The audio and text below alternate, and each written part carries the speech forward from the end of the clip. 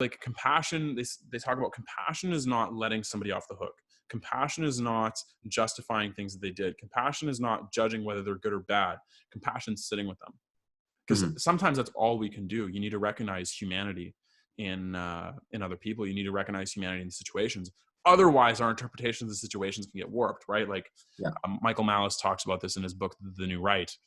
Anytime you make generalizations of a group, you rob the individual members of their humanity.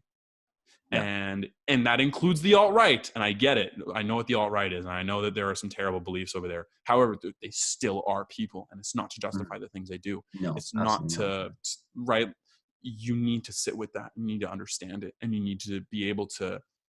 And you need to give grounds for improvement. You need to let them grow.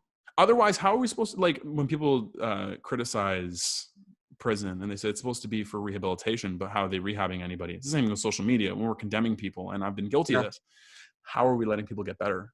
Do the work. What work, man? Like, you can bring a horse to water, you can't make it drink.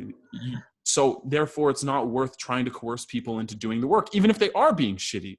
It's worth sitting in that, though, and realizing what it is.